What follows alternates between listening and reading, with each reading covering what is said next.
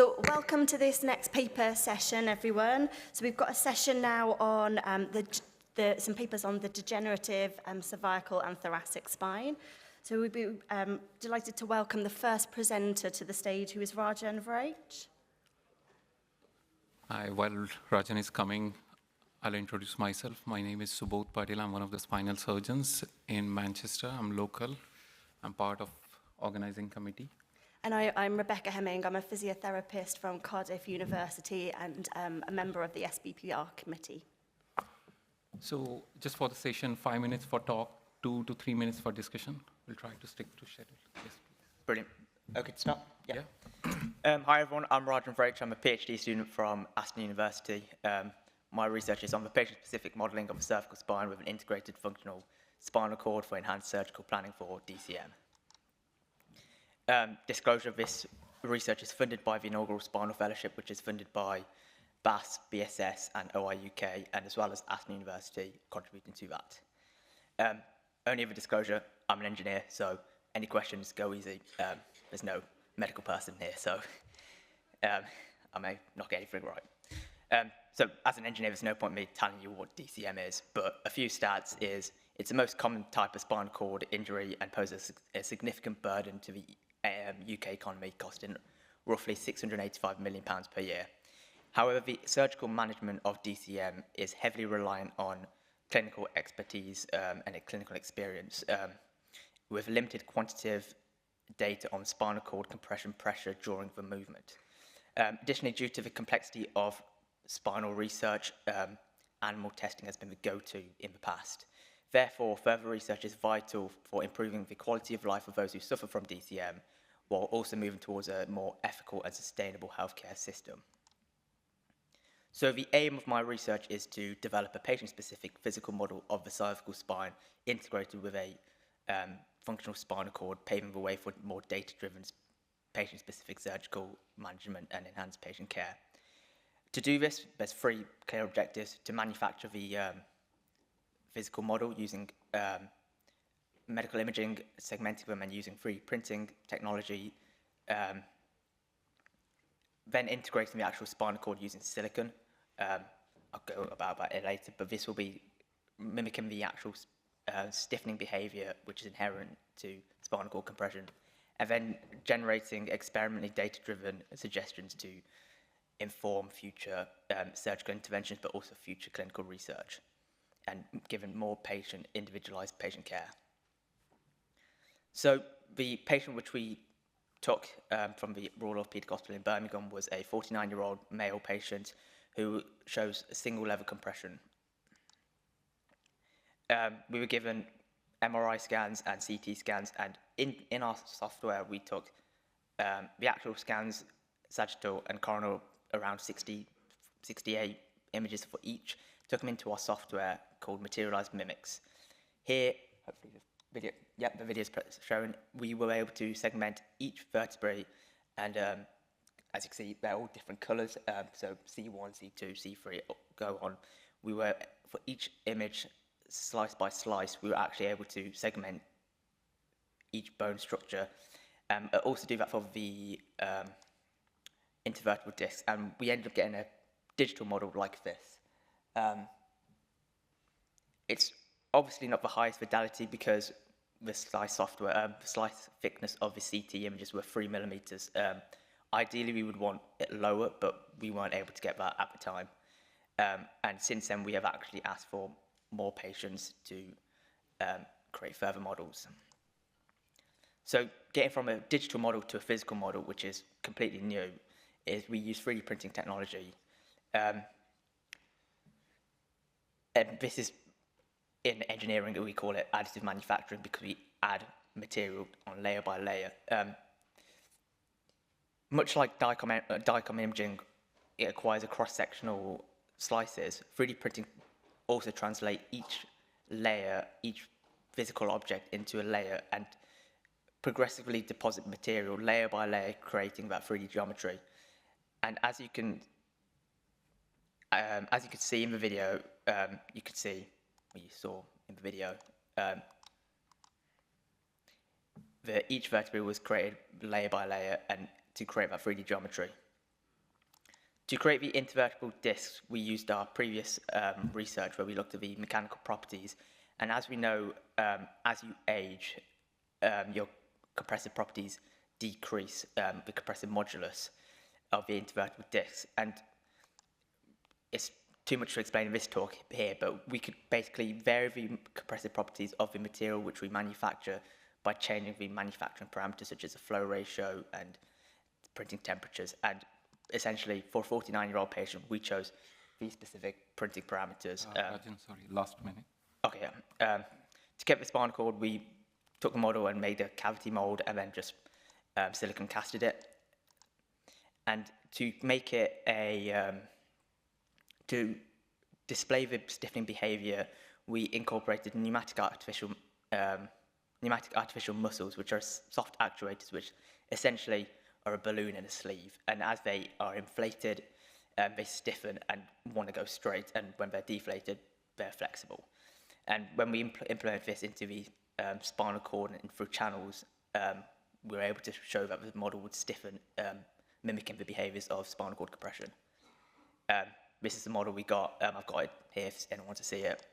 The future steps will be looking at further silicon and pneumatic actuator tests under flexion, tension, incorporating fibre optics into this silicon spinal cord to mimic the neural signals going from the brain around the body, and implementing embedded pressure sensors so we can actually monitor the pressure at various points of the spinal cord.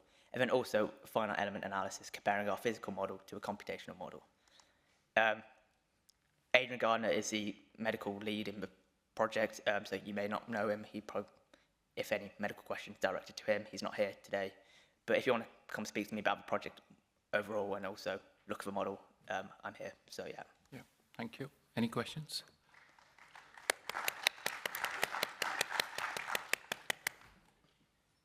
I've got one quick first question. So how accurate is the muscle model? To the geometry or the actual? Yeah, so do you have any data to show how accurately that reflects what happens? So the actual geometry of the data was taken directly from MRI scans. The next steps will be actually mimicking. There was a systematic review which was previously done by another colleague at the university, and there's no data found on what the actual compressive properties were, so we can't actually mimic it mechanically. However, we're looking at the range of motion and seeing if the overall range of motion, if we can stiffen it and look at it that way, compare it to actual patients, we see that's how we'll do it. But it's further down the line. So yeah. Thank you. Yes, please. Hi, thank you for the talk. I'm Marlon Mengoni from the University of Leeds. So obviously with your 3D model, you've got the geometry of the bone, which is patient-specific, and then everything else, which is based on the literature. Do you think there's scope to use info in the images to use the materials that represent the patient's soft tissues?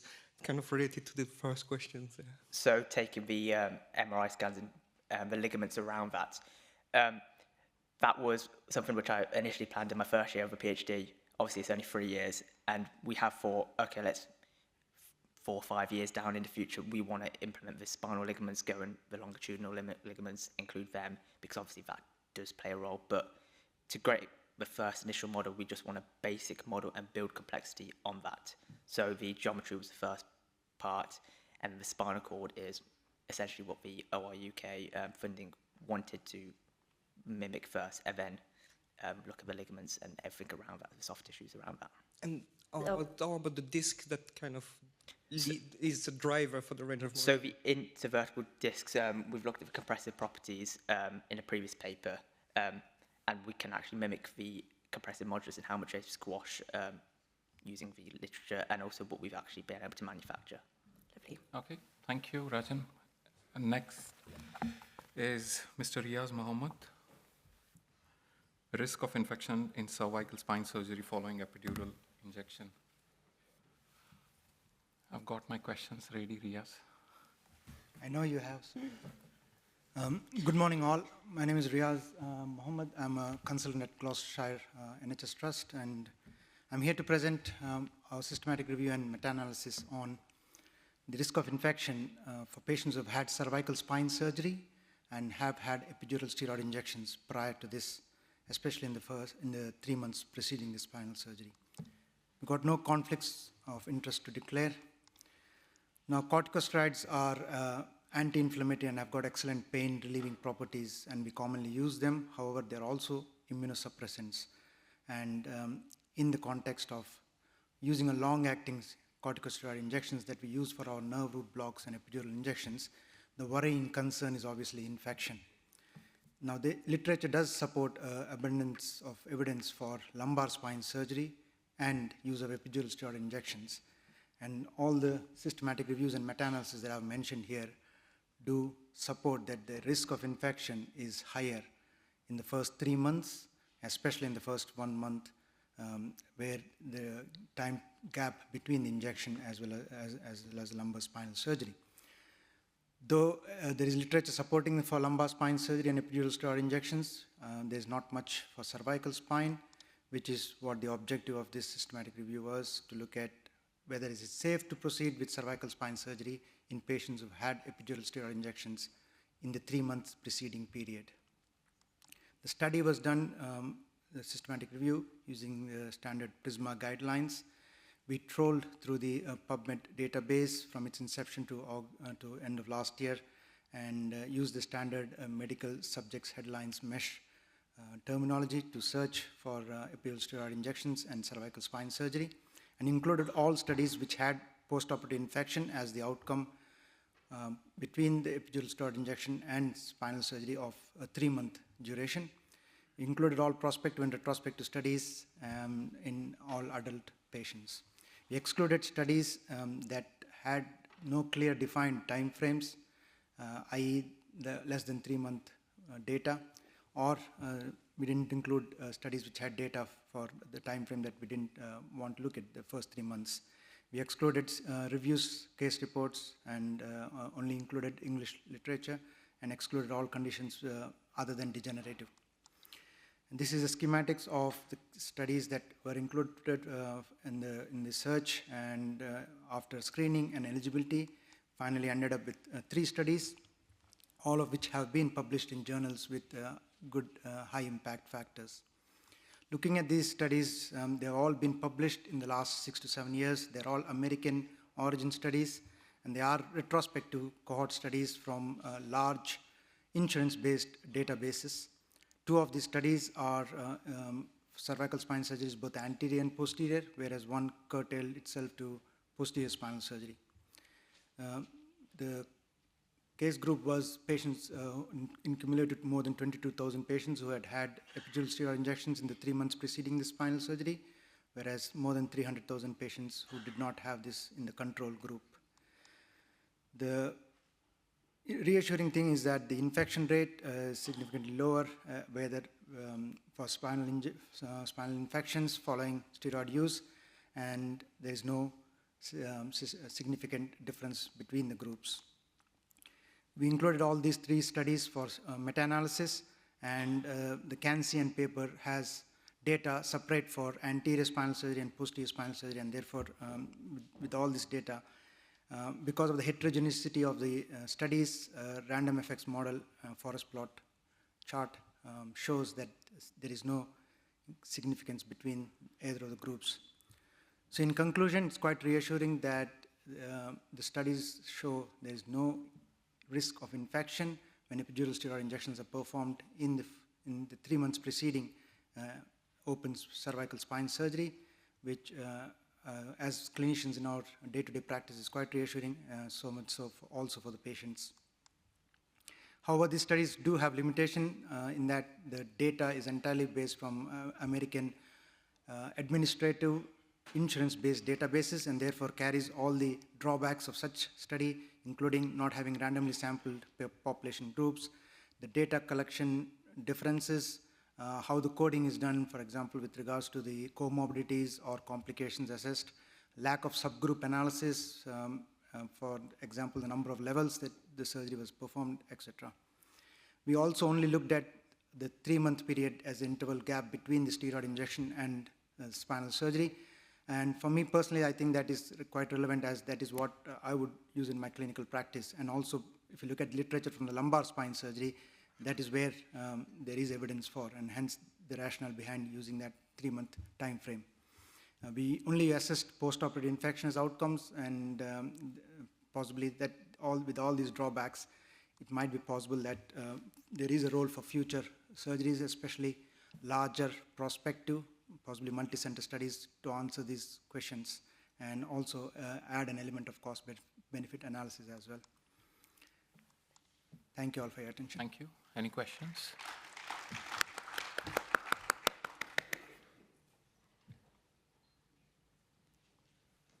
Are they doing cervical epidural injections?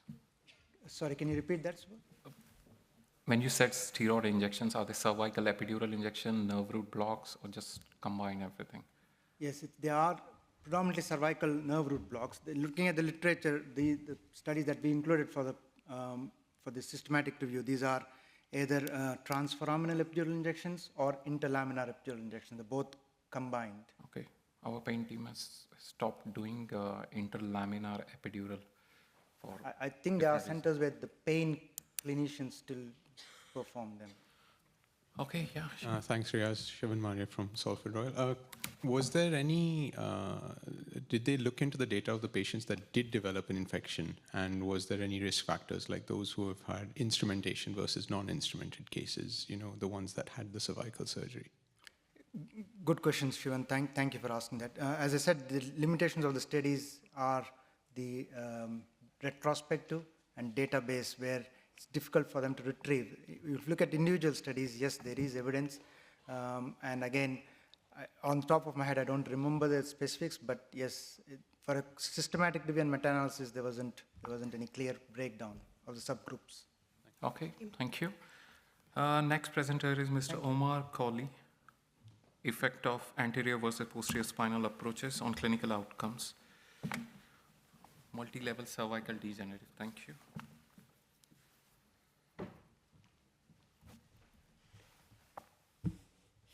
Hi guys, my name is Omar. I'm one of the neurosurgery registrars at Walton Center.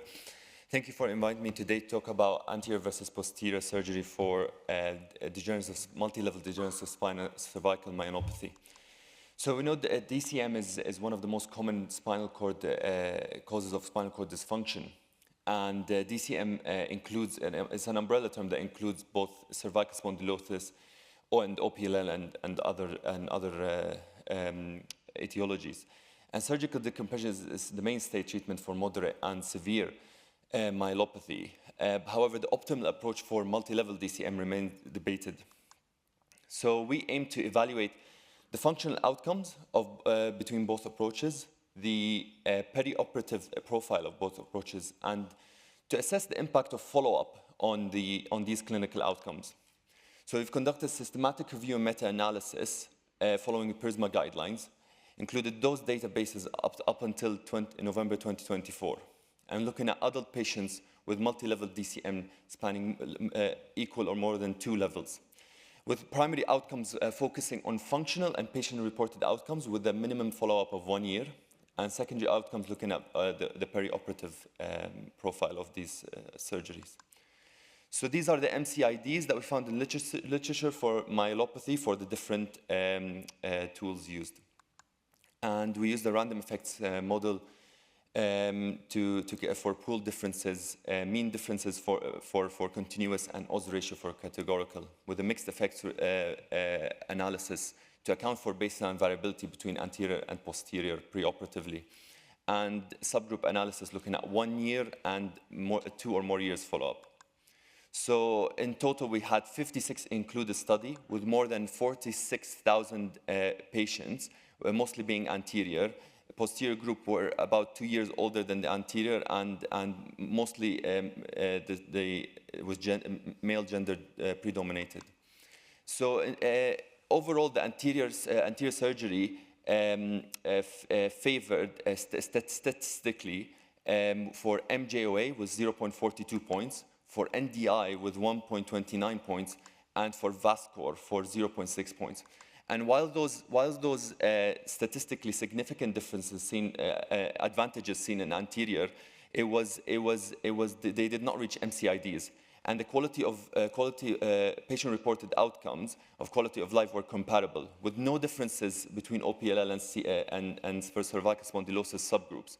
And these findings were consistent on mixed effects modeling, although slightly attenuated. And in subgroup analysis, we showed that these early advantages, statistical advantages of anterior surgery diminished over 2 or more years, becoming insignificant, especially for NDI and VAS and SF36.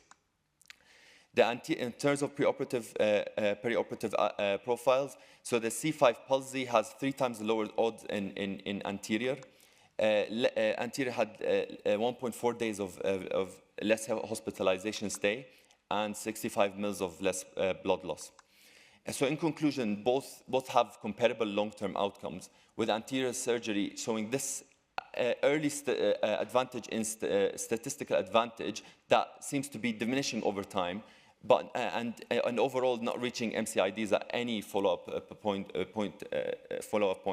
Anterior surgery seems to have a shorter length of stay and lower odds of C5 palsy, which can have implications on healthcare burden and costs. And future research should prioritize extended follow-up with different time points to see how these outcomes converge, to refine patient risk stratification, and to standardize outcome reporting to better inform future management of multi-level degenerative cervical myelopathy. And thank you very much.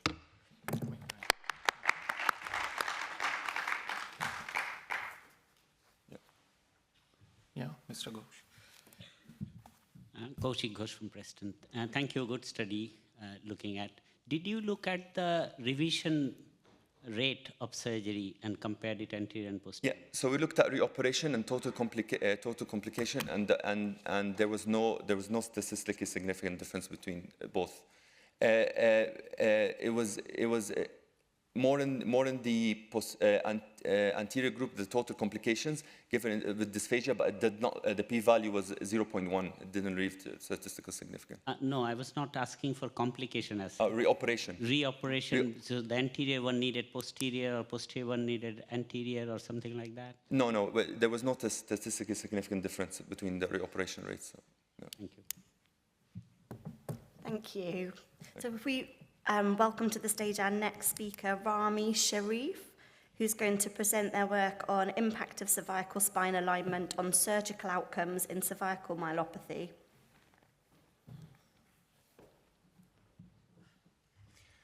Hello, good morning. My name is Rami, one of the spinal fellows at University Hospital of Wales.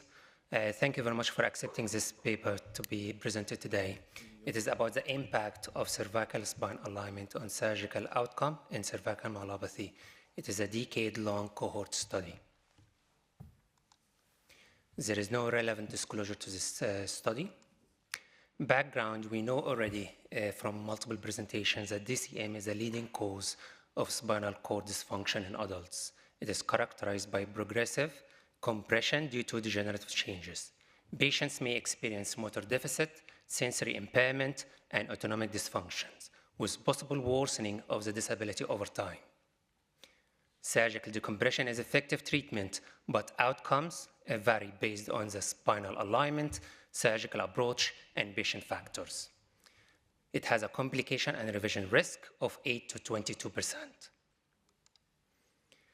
As the pathophysiology of DCM, there are primary mechanisms like chronic compression leading to neuronal apoptosis, demyelination, and ischemia of the cord. This will disrupt the spinal cord function. With the static factors like stenosis, disc herniation, ossification of the PLL. There are dynamic factors like ligamentous buckling, instability causing repetitive microtrauma to the spinal cord. Secondary mechanism of inflammatory responses increasing the neurodegeneration of the cells. So the objectives of our study, one is evaluate the revision rates and complication, assess what is the effect of the cervical spine alignment to the outcome, and secondary objectives like compare the surgical approaches and compare our finding to the existing literature. Study period 10 years, starting from 2013, we included all of the patient, all of the primary cervical myelopathy patients. We excluded the revisions and central cord syndrome. We used the hospital database to to collect information about the patient presentation, diagnosis, and imaging. We collected information about the surgical approach, post-operative complication, and revision surgeries. We used this SPSS for significance. We collected 291 patients, and we found that about 45% of them improved with time. 27% of them had ongoing symptoms, stationary or progressive worsening of the symptoms.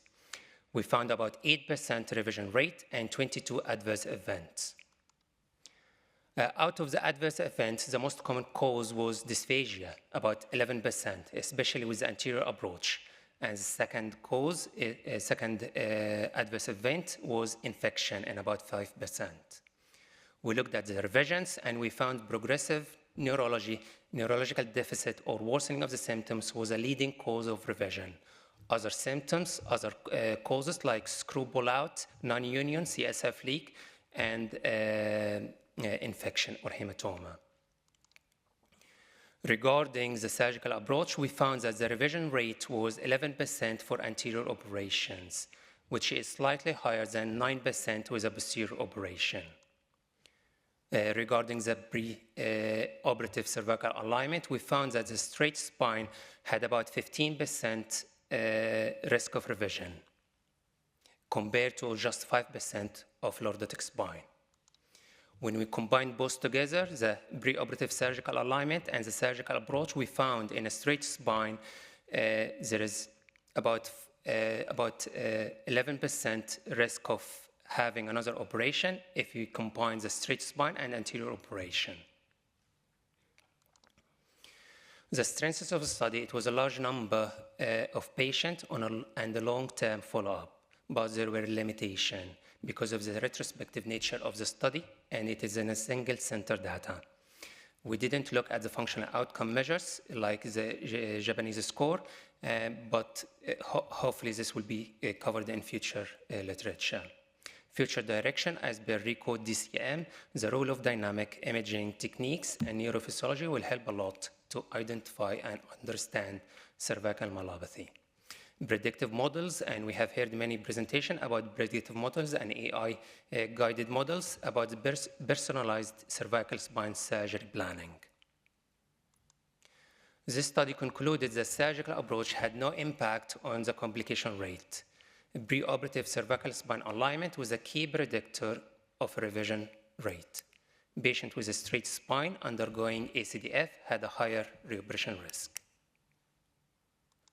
Thank you very much. Open to questions.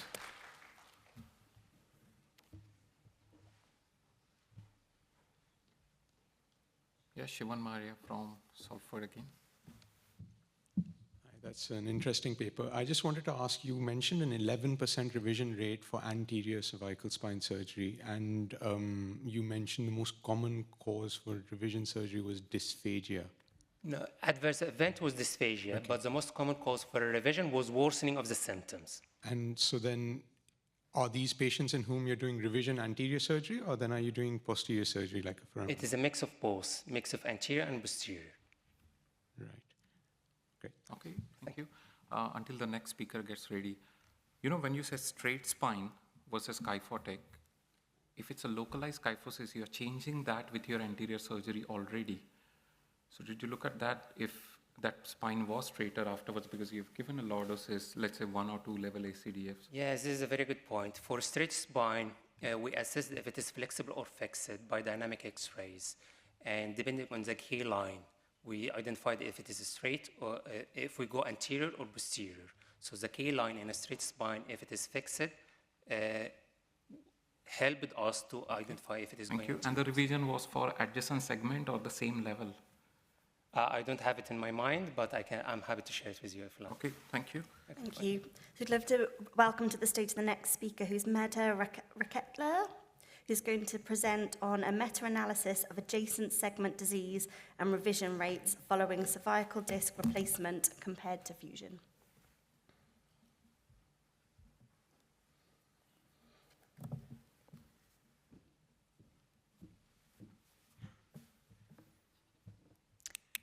Hello everyone, my name is Medha. I'm one of the fourth year medical students at Cardiff University. and today I will be presenting our research of a meta-analysis of adjacent segment disease and revision rates following cervical disc replacement compared to fusion.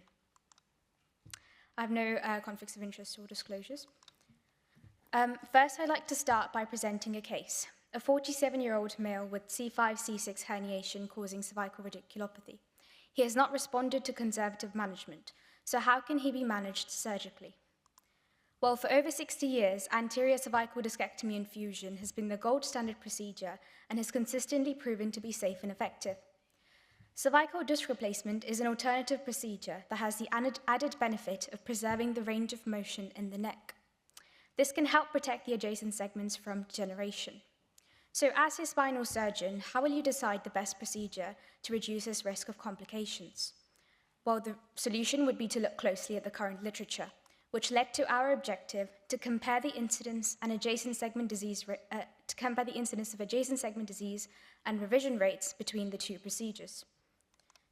We looked at 3 databases using the search terms listed, and our main focus was on single-level surgeries with a minimum of 1-year follow-up. We followed PRISMA guidelines in the data extraction process, and we ended up with 15 randomized controlled trials for statistical testing. We used the PITO method for pooled odds ratio calculations, fixed effects model was adopted, heterogeneity was estimated using the I-squared statistic, and funnel plots were used to analyze publication bias. So let's look at our first outcome, which was adjacent segment disease. Data from 8 studies and odds ratio calculations showed that the rates of adjacent segment disease are not significantly lower in disc replacement than fusion. Now, how sure can we be of this conclusion? So we decided to look at heterogeneity, which turned out to be 8% and was low. This means that the data is consistent across studies, and this increases our confidence in the observed trend. We also analyzed funnel plots to look for publication bias, where each dot represents an individual study. The white area represents an area of, non-significance. As you can see from this funnel plot, it's relatively symmetrical, and majority of studies fall in the white region. This means that in the current literature, significant, non-significant, and negative results are well represented, therefore reducing the likelihood of publication bias. However, we noticed that there was a lack of large-scale studies, which remains a key limitation in the current literature.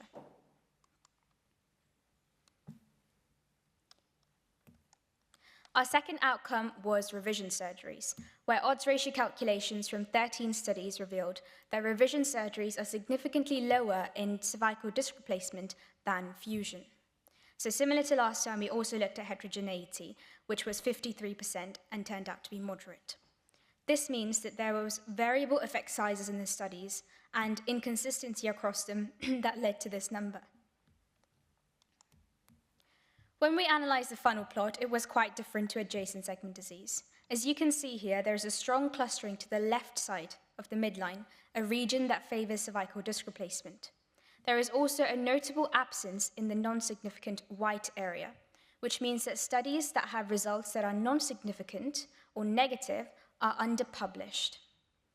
This introduces publication bias and reduces the reliability of conclusions that we can draw from these studies. 1 more minute. Yeah. So from this study, we have 3 main insights, which is that cervical disc replacement has been statistically significant in reducing revision surgeries and fusion.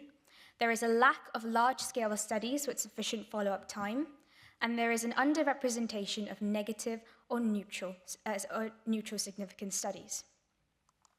Now, going back to the patient, which surgery can you now confidently offer for this patient? Ultimately, this decision should be personalized to the individual. This meta-analysis serves as a reminder that the decision you make today will be different to the one you make in 10 years because the data is constantly evolving. Therefore, suggestions for future would be to have larger scale randomized controlled trials with greater follow-up duration and more rigorous statistical analysis to ensure that we continue to strengthen the evidence base. Thank you very much for listening. I'm happy to accept questions. Thank you. Open to questions.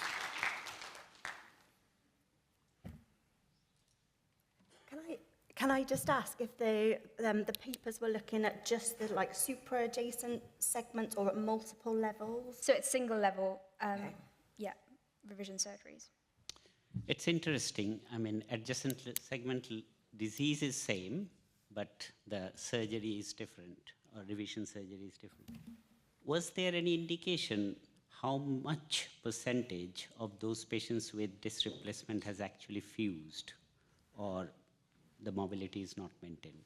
Is there any data on that? So, sorry, could you repeat the second part of the question? The idea of disc replacement so that it stays mobile. Yeah. But there are indications in literature, some of them get fused. So was there any indication in your meta-analysis, those who underwent revision surgery, is there a high percentage they were fused at the level of disease?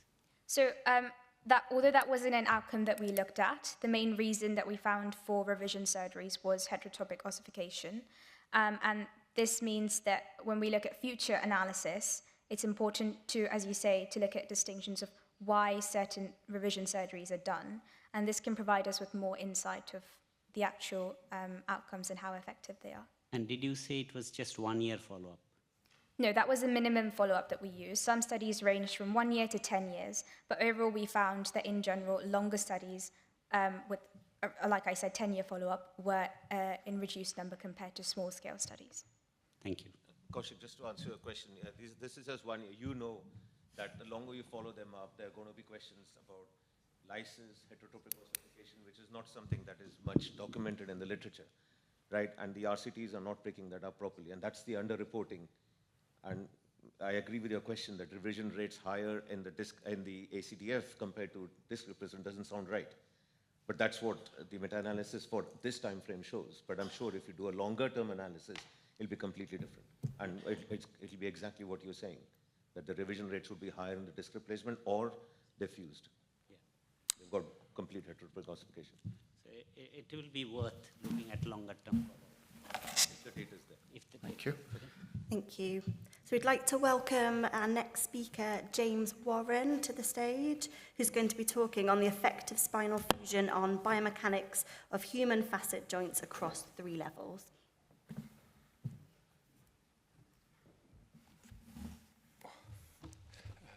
Hi everybody, I'm a research fellow from the University of Leeds to talk today about our results from looking at the effect of spinal fusion on the biomechanics of the facet joints in human thoracic joints across 3 levels. So the facet joints in up to 25% of patients observe clinical degeneration after disc intervention. However, there's little biomechanical data to understand whether or not the altered biomechanics post-disc intervention is the cause of this degeneration. So the overall aim of our work was to assess the biomechanics of the human thoracic facet joints pre and post spinal fusion in both the fused and the adjacent levels. And we did this through 2 avenues where we established a human facet joint experimental methodology to measure the biomechanics of the facet joints and then investigate whether spinal fusion influences the biomechanics and the contact pressures of the facet joints through sequential testing of the samples. So our methodology used, as I said, human thoracic spinal tissue, where we carried out longitudinal studies in a pre and post mock fusion state, and we carried out synchronization of 3 different methods. Firstly, compressive displacement of the spinal unit, motion capture of the facet joints specifically, and then the pressure loads through the facet joints during that compressive loading. To ensure more consistency through the tissue, in all states, we did preloading of 5 cycles between 20 and 30 newtons to reduce variability. And then our compressive displacement was to apply a posteriorly centered compression that represented holding a 20 kilo weight upright at chest height, which was the equivalent of 1.1 kilonewtons. For our tissue preparation, just to note that our donor tissue was aged between 60 and 95 years of age. During the preparation, we removed all the soft tissue from the thoracic spinal section. And then in our post-fusion setup, our mock fusion, which was our positive control for fusion, we adopted a lateral approach where we carried out approximately a 20 millimeter wide by 8 millimeter high incision through the full depth laterally of the intervertebral disc, and our fusion was to inject PMMA cement at the proximal level to replicate fusion. In our results, in our compressive displacement, post-fusion, we saw an increase in stiffness of the samples, but our fusion process reduced the variability, where in this graph you can see that the solid line is the pre-fusion state, and then in the post-fusion state, which is the dotted line, you can see that there's more grouping of those samples. When we looked at the motion capture of the facet joints across the levels, we saw that there was a significant reduction in facet displacement due to the fusion process in all facets, whether that was the adjacent level or the fused level. Here you can see in the diagram the fused level is represented there, where we see a reduction in the amount of extension motion. When we looked at the contact pressures, we saw a reduction in the load through the fused facet joint, but we saw an increase in the adjacent facets.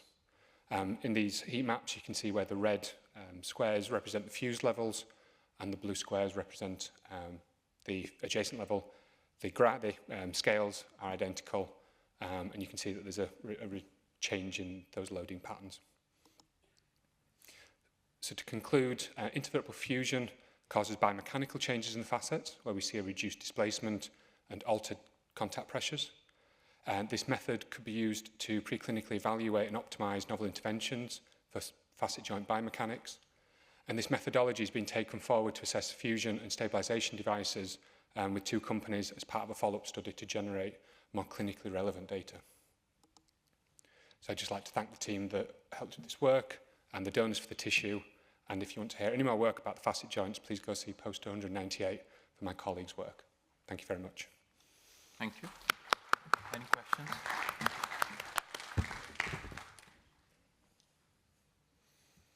No? Yeah, that's great. Thank you. Yeah, thank you. Oh, yeah. Nearly. So you just use the functional spinal unit for loading, that is it? Yeah. No follow loads, no muscle loads, no ligament loads? No, so we removed all the connective tissue and just left the vertebral body and the disc between each. But how's that mimic actual functional spinal unit? You need to have follow loads. It was, there's no data experimented to look at the facets, so this was the first experimental study to look at that across. No, I accept, but there is enough in the lumbar spine which we can corroborate to what a thoracic spine would do as well. In terms of experimental, just for the future. It's part of what we want to move on to. It's just that there's no 3-level experimental data. This is the first example of doing it across that to actually assess the facet joint biomechanics. Okay, thank you. Thank you. Thank you very much. So we'd love to welcome our next presenter is Philippe Alapat, who's going to present their work on biomechanical evaluation of mature ovine intervertebral discs. Thank you. Yeah, I just go by Meg. So I'm a PhD student in mechanical engineering at the University of Leeds. And so understanding how degeneration alters the intervertebral disc mechanics is crucial for developing effective spinal treatments, especially for disc degeneration. So the disc is hydrated tissue as it's combined with fibrous collagen as well as the fluid within the disc, so this allows it to show time-dependent or viscoelastic behavior. So thus understanding the time dependence of the biomechanical behavior is important as it affects the physiological functions of the disc, and comparison of the viscous response in experimental studies within the same disc remains unexplored. And often these studies use animal models, which, although they're widely available, many use artificially aged healthy tissues that fail to replicate the true complexity of degeneration. So the aim of this study was to investigate the impact of degeneration on the time-dependent response of mature ovine discs under relaxation and cyclic axial compression. In order to do this, experimental protocols were performed through using stress relaxation and cyclic axial compression. Rheological models were then fitted into the in vitro data, and statistical analysis was performed on the fast and slow responses of each rheological model. And then there are also images using QCT and MRI, as well as photos taken using a digital camera to further infer and supplement these results. So 10 mature ovine thoracic bone disc bone units were used, which were roughly around 6 years old, grades 1, 2, 3 using the Griffith scale, and an axial compressive strain at 10% was performed, followed by a cyclic axial compression with applied pressures based on physiological values. So you can see here, there are two curves, one for stress relaxation, one for cyclic axial compression, and these curves were used and fitted with the rheological models, comparing the fast and slow viscoelastic response. So 2 specimens in the end had to be removed because of inadequate curve fit for the cyclic stiffness curve. So overall, the fast response between the two, so stress relaxation and cyclic loading, was found to be significantly different. However, for the slow response, this was not the case. Compared to healthy bovine disc tissue that was used in a previous study, it was found that the stress relaxation for the bovine, it had a quicker fast and slow response compared to the ovine. Similarly, in cyclic, this was also the case, but not as large. So, as previously mentioned, images were used to provide more description and reasoning for the experimental results and to support experimental finding. So these 2 rows show the samples that were inevitably removed from the data statistical analysis, where unlike the samples that were able to be curve fitted, these show unplate calcifications unlike the other samples. They also had reduced hydration levels, and as you can see with the digital photos, there was some granulation and vascularization within these samples. So the key findings were that relaxation exhibited a faster viscoelastic response than cyclic loading. This could potentially be due to the lack of fluid flow within the degenerated discs, as well as the structural and changes. And compared to prior studies on healthy bovine samples, these showed different viscoelastic behavior during the relaxation and cyclic axial loading. So it's important to take into consideration specimen-specific degenerative changes for accurate treatment of disc degeneration and improving patient outcomes. Thank you. Thank you. Any questions?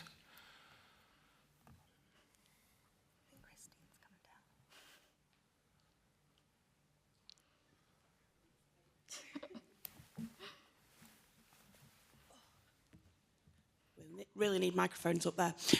Really interesting presentation. I was just interested, are your samples fresh or frozen when you're doing your analysis? And if they're frozen, what effects does that have on the biomechanics? So they had, because of like some logistical issues as well, they had to be frozen first, as well as they were transported from Nottingham, so we had to like freeze them, and then they got defrosted for MRI.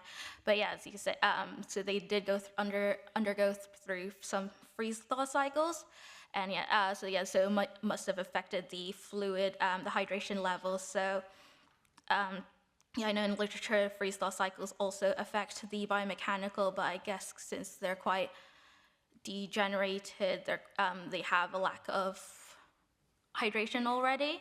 So yeah, I think, so I'm assuming, like in an ideal world, yeah, like it'll be best to have fresh tissue, which makes sure that these freeze-thaw cycles don't affect the mechanical behavior. But yeah, there will be some effects, yeah. Yeah, because I think the freezing cycles can also induce kind of microfractures and things as well. Yeah, but with the ovine, at least with the ovine vertebra, they're quite stiff anyway, unlike the bovine tissue. So if, with how low my loads are, I don't think that there will be much effect of the microfractures. Thank you. Thank you.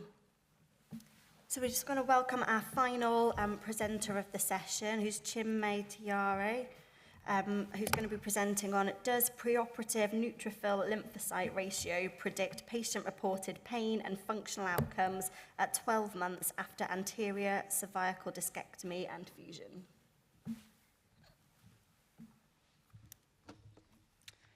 Hey, good morning. My name is Chinmay. I'm one of the junior doctors in Nottingham. My presentation is titled, Does preoperative neutrophil lymphocyte ratio predict patient-reported pain and functional outcomes at 12 months after anterior cervical discectomy and fusion. There are no conflicts of interest. So ACDF is an effective surgical option for patients with cervical spondylosis, with long-term figures in the literature suggesting success rates ranging from 78 to 88%. Several predictors of the success of the surgery have been implicated in the literature, but we still don't comprehensively understand why some patients benefit from the surgery and others don't. NLR, or neutrophil lymphocyte ratio, has been shown to be a marker of inflammation, and in various surgical disciplines it's been shown to be a prognostic biomarker of pain and functional outcomes. So in total shoulder arthroplasty, in arthroscopic rotator cuff repair, and various abdominal surgeries, among others, this has shown to be the case. The question remains, does pre-operative NLR signify outcomes in patients undergoing ACDF? And that's what the primary aim of our study was, and we aim to do so using patient-reported outcome measures. We also had some secondary aims to see if various baseline and demographic variables affected outcomes of our patients, and you can see them on the screen. So this was a single-center, single-surgeon study. It's a retrospective cohort study, and we included all patients who underwent 1 or 2 level elective ACDF from 2013 to 2021 for degenerative spinal conditions. And we collected baseline data, which included baseline NLR and baseline PROMs and other baseline and demographic data. And at 12 months, we collected baseline PROMs. So this 12-month baseline PROM was actually collected as routine clinical care. So although I say it's a retrospective cohort study, the data was collected prospectively. The 3 PROMs that we used were VAS neck, VAS arm, and neck disability index. And from the literature, we determined MCIDs for each of the PROMs and used that to group patients into whether they had a substantial clinical benefit or not, and used binary logistic regression for data analysis. Here are some of our sort of baseline and demographic variables. So our mean age was around 58 years. There was a total of 60 patients included in our study, and the Charleston Comorbidity Index was an average of 1.9, which represents a mild level of burden of comorbidities.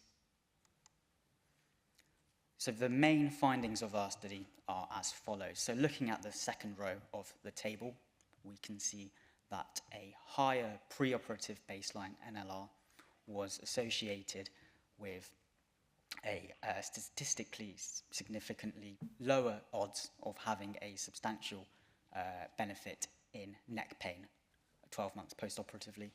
But this was not the case for arm pain or neck disability index. And the other significant findings of our study was that baseline VAS measures, so higher baseline VAS measures, were associated with better outcomes for VAS neck and VAS arm. A brief discussion of the results. So pain in cervical spondylosis is multifactorial and it's complex, but inflammation has been shown to be a core component of the pain, which is seen in lab studies by an increase in inflammatory mediators. So we can deduce that higher levels of inflammation preoperatively may predict poorer outcomes. And certainly within the procedures that I discussed earlier on in the presentation, their results agree with ours in terms of VAS neck. But notably, we only found this to be the case for VAS neck, not the other PROMs. So in conclusion, our study found that an elevated preoperative NLR was predictive of poorer outcomes as measured by change in VAS neck, but not for VAS arm or neck disability index. We also found that higher baseline VAS scores were associated with better outcomes, and we did not find any associations between baseline demographic variables and the outcome measures. Thank you. Okay. Thank you. Yeah, then no questions. Are you using it routinely, or this was just a part of research? It was just a part of research. It's not being used clinically. And why ACDF? Any particular reason, or? No particular reason. And do you have any plans to expand it to look at other sites and other surgeons? Yeah, so that would be the next steps. Obviously, our study is quite limited by being a single centre and single surgeon, so we need further studies to corroborate our findings. Okay, amazing. We are on time. If we just take a final moment just to thank all of our speakers.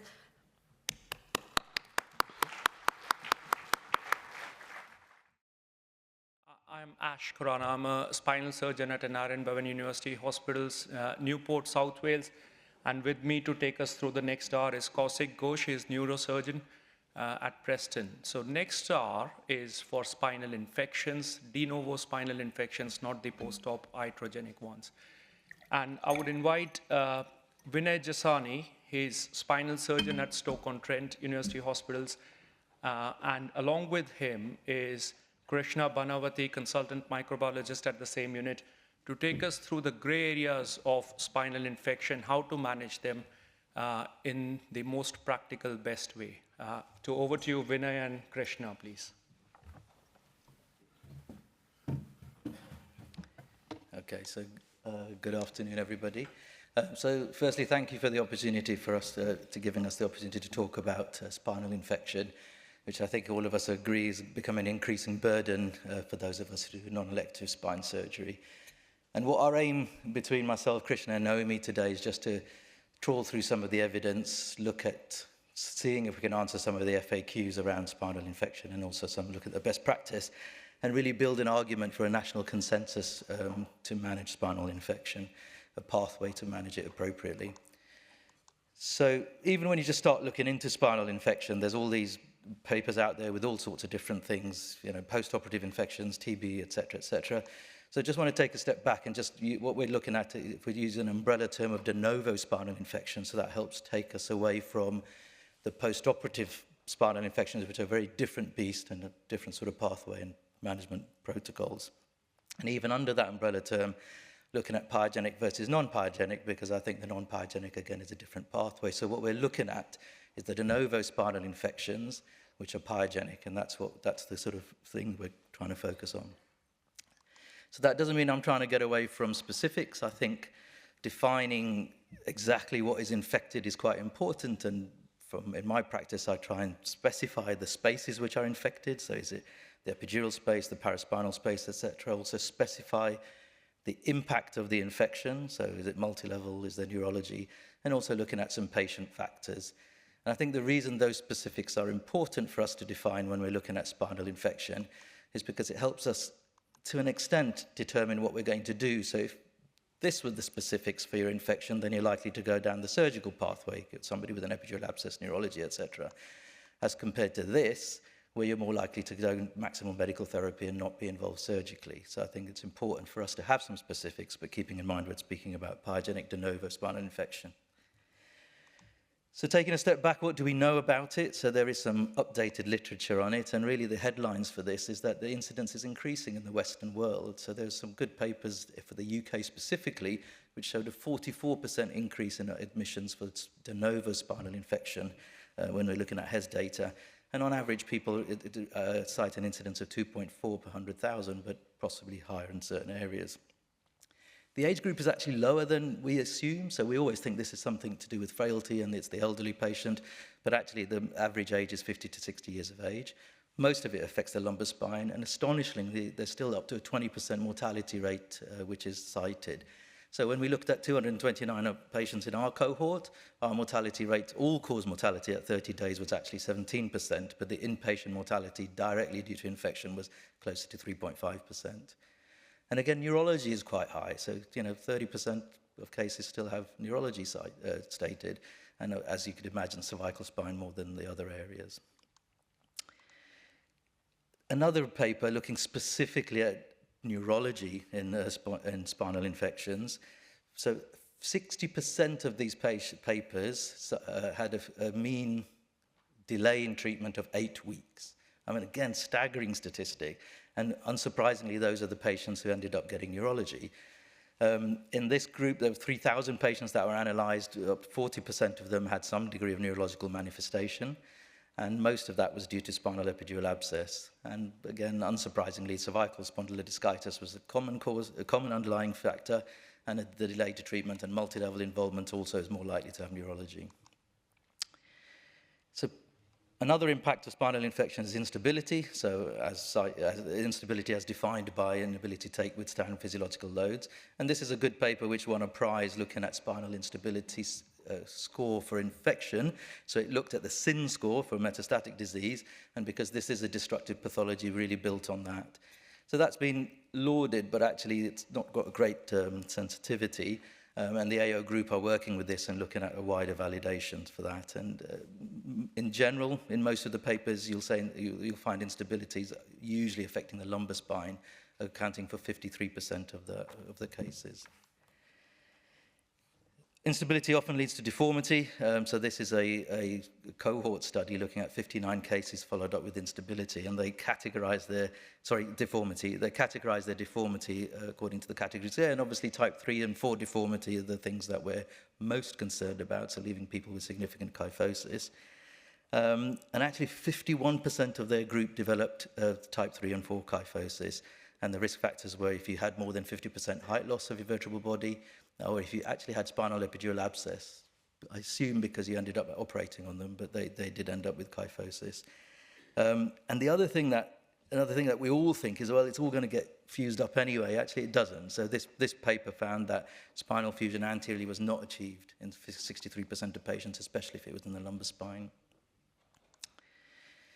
So just going to move on to management. So I think most of us recognize this triad of management. So the first thing is recognizing it to try and reduce that delay to treatment, because that leads us to most difficulty. And then the other big part of treatment is medical. So all of the patients are going to have maximal medical therapy, which Krishna will talk to you about in a bit. The surgery is at the top. So there are some cases which need surgery, but not all. So I think it's fair to say that most of these patients will need medical treatment. And this is a kind of schematic of how we kind of manage our patients. So the first is suspicion, so that's not always a spine surgical problem, but the people who are looking at potential spinal infection should be doing these things. So a full clinical assessment, including documentation of neurology at presentation, looking for source, doing some blood parameters, so we like to use CRP. There are some papers looking at using calcitonin in infection, but actually, if you really want, most of the evidence would suggest CRP is the best parameter to use for looking at spinal infection. And calcitonin is only appropriate if you're not raising a CRP response, so if you have hepatic failure or something like that. And then blood cultures. So I think if you're thinking that there's a spinal infection, then blood cultures are important, and doing that right at the beginning is probably really, really important. And then looking at imaging. Once you've got confirmation, then you really want to pinpoint your microbiological diagnosis, so what's the bug, and try and get some source control. We do echocardiograms on all our spinal infections, and that's because there was literature suggesting a 30% rate of infective endocarditis with de novo spinal infection. Our actually own cohort was way less than that, so way less than 5%, but it's something we still do. And then looking at the impact and looking at risk assessing to see if any of those consequences of spinal infection have occurred. So just picking up on the diagnosing, so imaging as well as the clinical features and the blood cultures and the blood parameters, imaging is another important part of that. And the gold standard remains an MRI scan. So we do whole spine MRI scan where the patient can have it. Contrast studies are important to see what's pus and not pus. And the whole spine MRI scan is important to pick up lesions in other parts of the spine. So that's what we do. There are diffusion scans which are suggested to be done if you want to tell the difference between degenerative and infection in some cases. And sometimes when you've got a lot of metalwork and other issues, then a PET CT is helpful. But still, I think all the papers would suggest the gold standard is just still whole spine MRI. So I'm just going to hand over the clever things to Krishna, because he's going to talk a little bit more about diagnostics. Thanks, Vinay. So getting a microbiological diagnosis is very crucial to optimizing the treatment and getting good patient outcomes. About 50% of the times, you already have a positive blood culture, and most of these are caused by Staph aureus bacteremia, Staphylococcus aureus bacteremia. And spinal infection is detected or suspected because of the follow-up, we ask for the Staphylococcus aureus bacteremias. Then where we don't have a bacteremia, if we have a bacteremia, we continue assuming that that's causing the infection and managing the patient. But where we do not have the bacteremia, you could go for a radiological guided biopsy, which yields about 73% positive culture rate, or a percutaneous endoscopic debridement and drainage, which is a bit better positivity rate, or open surgery, which has the best rates, about over 90% of culture yield. Always when taking samples, one of my colleagues says, take samples of as many fingers as you have in your hand. This is because cultures are not, they're not absolute. There may be varying amounts of bacteria in the samples. So 3 to 5 cultures from different areas where possible. And how the sample is transported to the lab and what technique is used is also quite important. We now use containers with saline with glass beads, so this will disrupt the tissue and then break down so that the bacteria are released, and so we can get a good culture. So some units use sonication, which is a better step, but it's not available everywhere. So the simpler method would be to use the container with glass beads and saline. If there is a fluid, if there is a pus, if you're draining a pus or there's fluid, inoculate into blood culture bottles. If you have a lot of pus, if you're sampling in different areas, it may be a good idea to change the needles or syringe where you use different ones so that you don't end up in contamination and mistreating the patient. Then empiric therapy is usually guided by the pathogen. Where we have the pathogen, and we do get the diagnosis a bit late. We have a positive blood culture, there's follow-up on several weeks, so sometimes the patient is not worked up adequately, and the patient is treated for, usually our bacteremia treatment is for 7 days, and they go home, come back with the back pain.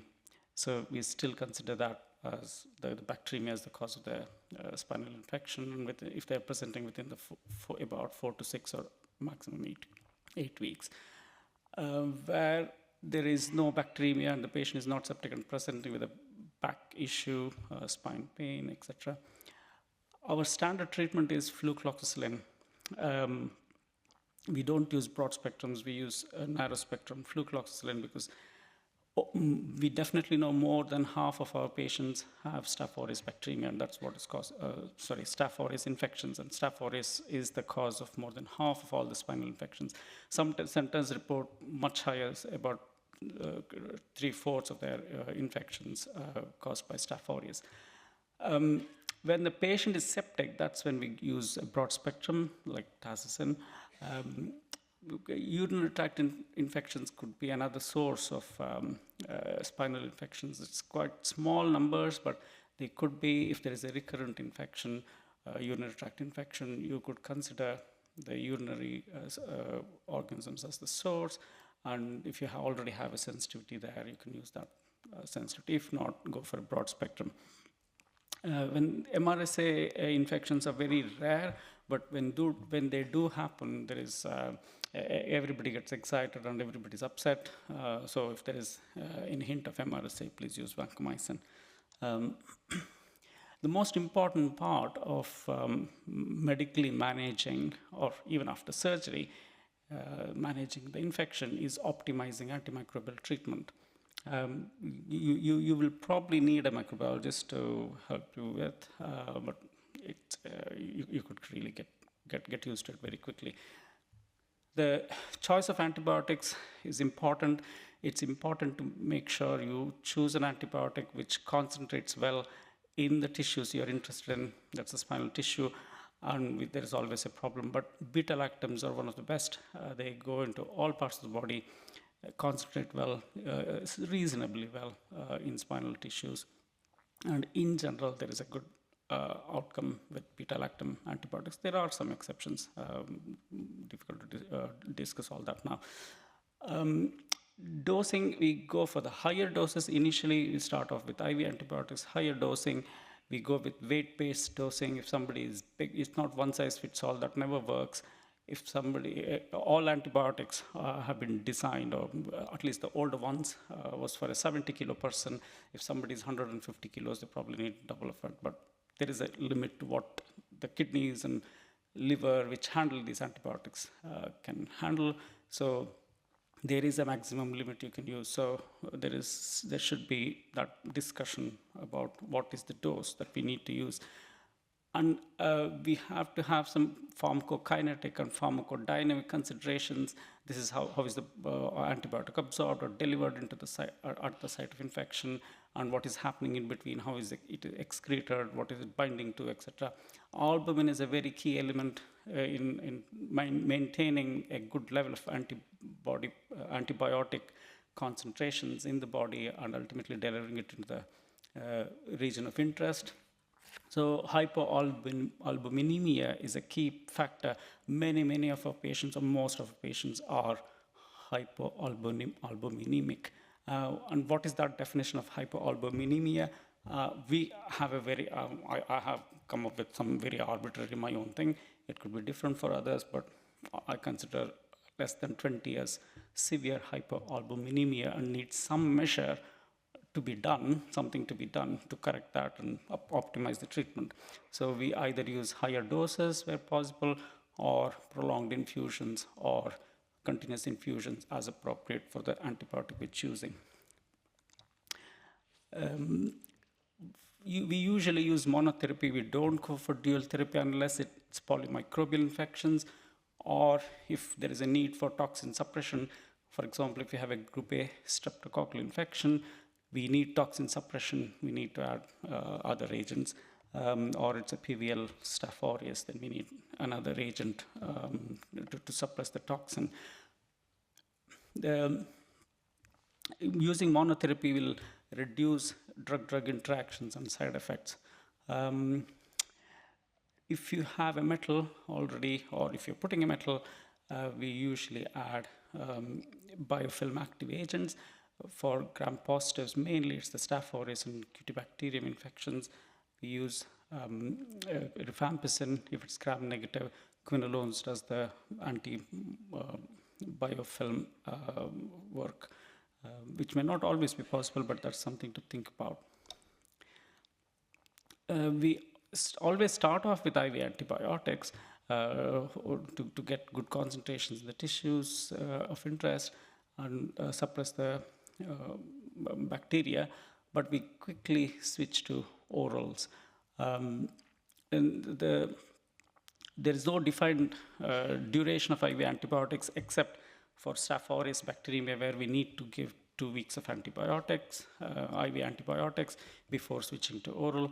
But if the patient is clinically improving, inflammatory markers are dropping rapidly, we'll switch to orals. Our arbitrary cutoff of CRP, that's what we'll be looking at, is 20. Around 20 or nearing 20, we switch to orals.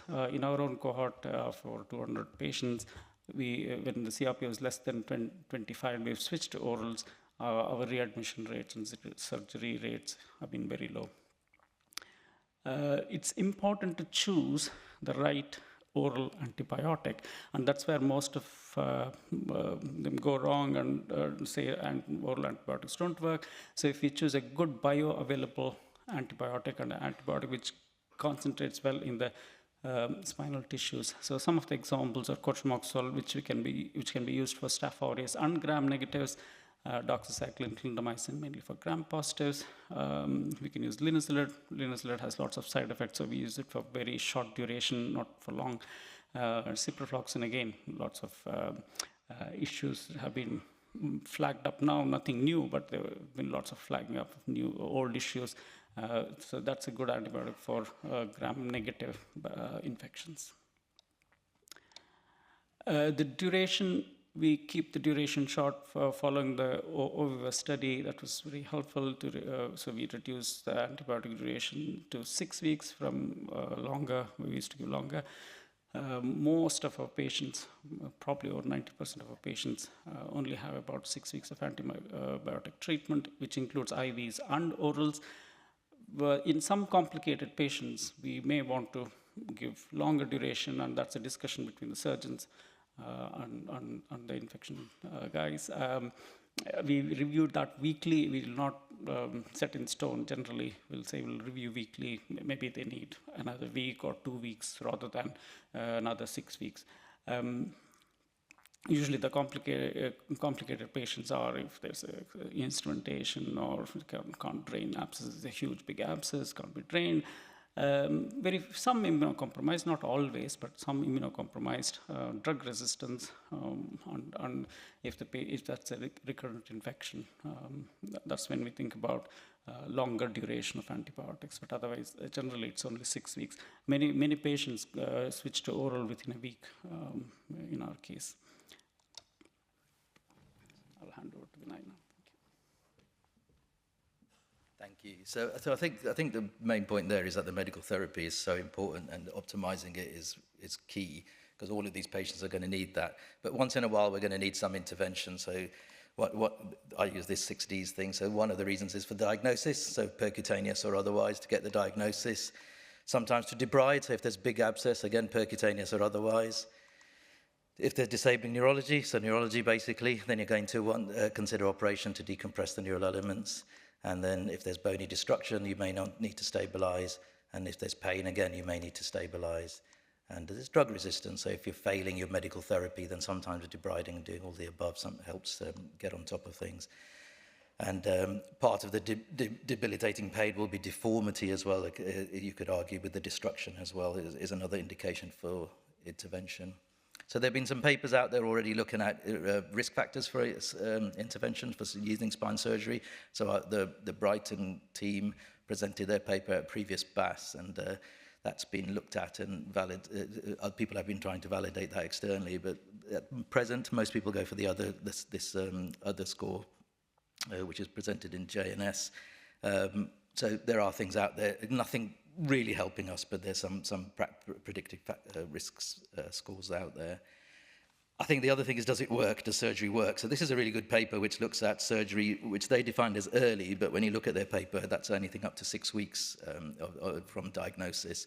And actually it does seem to work. So the mortality seems to be less, so there's a risk reduction in mortality and in terms of relapsing infection, and the length of stay is improved. So it does make a difference, and there is some selection bias in that paper, no doubt, but I think it is showing that in surgery has a role in this group.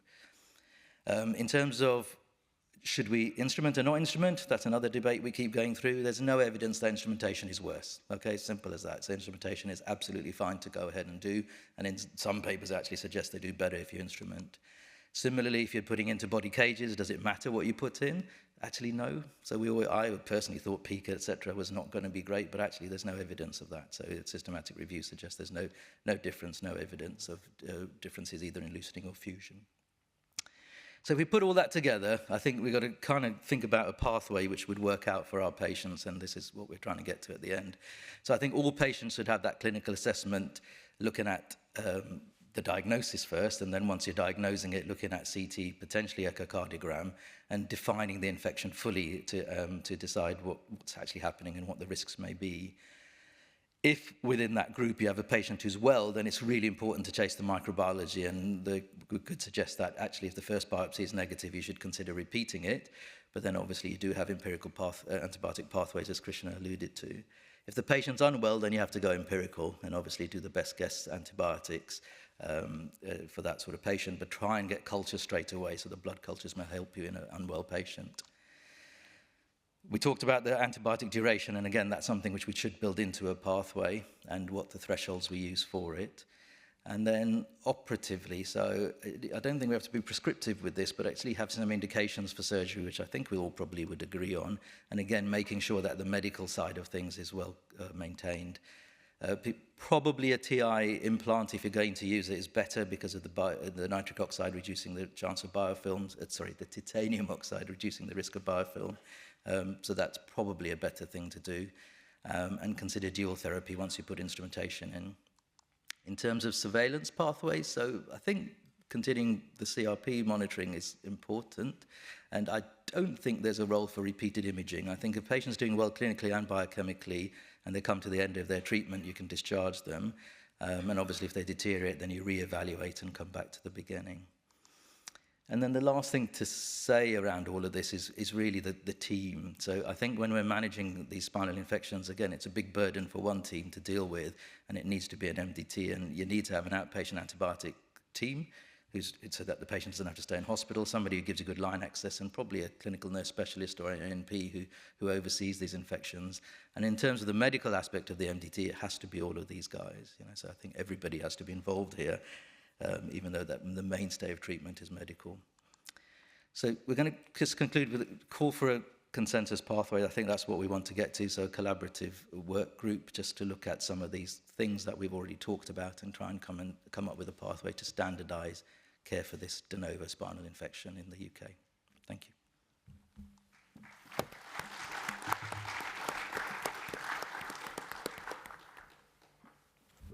Any questions? So, yeah, we'll open up for questions from this clinical side. Mr. Golar. Well, thank you. Aparajay Golar from Preston. The biggest problem is the diagnosis. Radiologically, you can get, but the microbiological. And I'm very impressed with your figures that you are getting such a high number of positive diagnoses with your CT, which is not the experience in most of the units. So either you're doing something right that we are not doing, and maybe we need to know how to do this. Even the open biopsies are nowhere near 90% in our practice. So I think in this forum, especially in the pathways, if we say nationally that all these should have a biopsy before antibiotic if blood culture is negative, that's a very big statement because many units won't have the facility. They're trying to arrange a CT biopsy is not a small thing in many units. So what are your views on that?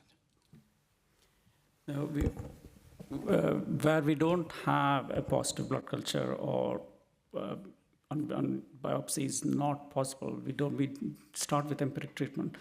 We start with we assume it is Staph aureus which is causing, and we start with flucloxacillin.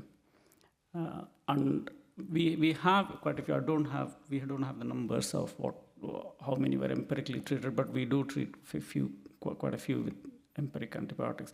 Start with fluclox, CRP monitor the CRP and clinical symptoms. Patient is getting better, CRP is coming down.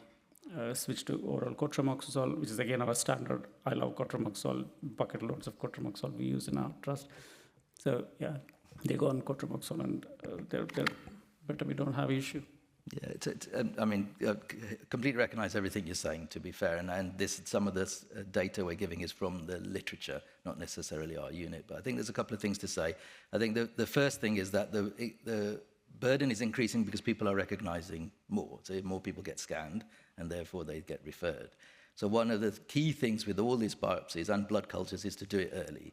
So our historical, yours and mine, historical perception of all of this is when people are presenting late and then your culture yields all come down, okay? So if you have an early presentation, early recognition, do the blood cultures, they're often going to be positive, and then doing the biopsies early is going to be positive. So not wasting the time of saying, oh, well, we'll wait and see, we'll do this, we'll try some antibiotics, and somebody put them on, some oral amoxicillin somewhere. All of that needs to disappear, and that's what part of the pathway would be saying, and that microbiological diagnosis helps.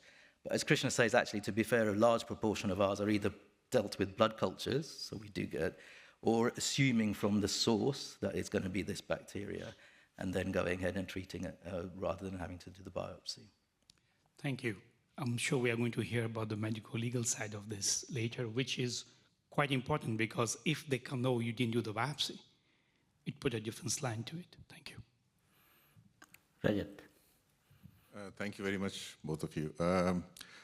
It was there in your slide, but I think probably both the points were there in your slides, but I think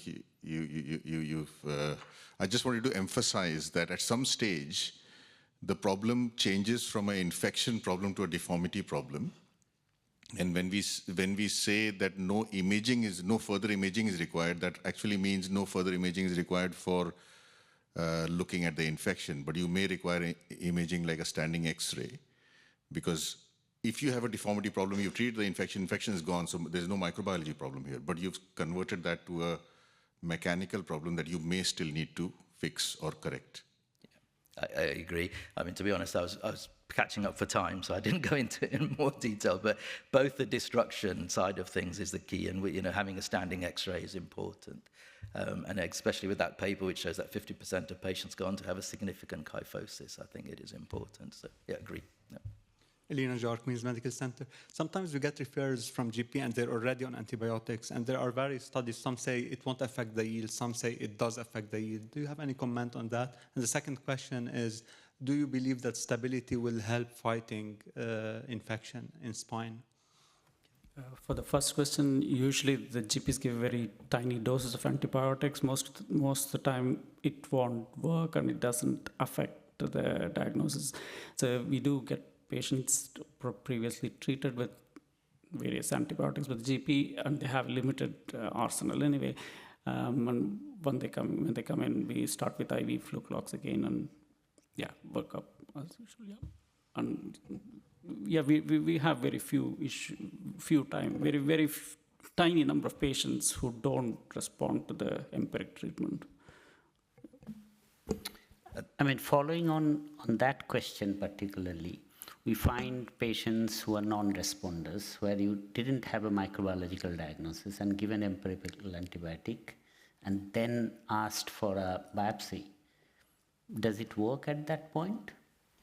That's when I look at him, and then they will many times provide some biopsy.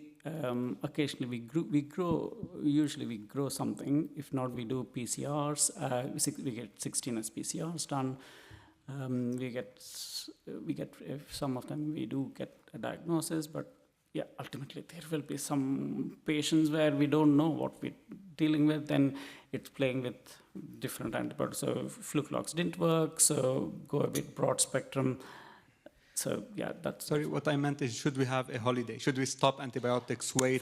Before the biopsy, longer the holiday before the biopsy, the better. I would say at least 3 days, but if where possible, we go for at least 7 days before we take the biopsy. And just to answer the your other question was, yes, I think it's the answer to that. So I think that those papers, there's a bigger push now in the literature of doing early surgery to reduce the deformity risk, because if you operate early, improve stability, and therefore the infection goes down and relapses go down. So I think there is a role for that. Sorry, Chooks from Watford. Just a quick question. Does people still use brace for these discitis patients, and how do you choose who you brace and who you don't? Yes and no. Again, that's something which needs to be answered if we're ever going to do this national consensus. But so the literature is, jury's out on it. In our unit, it depends. So if there's somebody who has, on a standing significant destruction, 50% destruction, or on the standing X-ray, you're seeing some degree of kyphosis, and or the patient's not the greatest candidate for surgery, then we would use a brace. So that's how we decide it. And some of my colleagues use it just for the pain side of things as well. Lovely. Thank you, Vinay. Thank you, Vinay. If you two just stay here.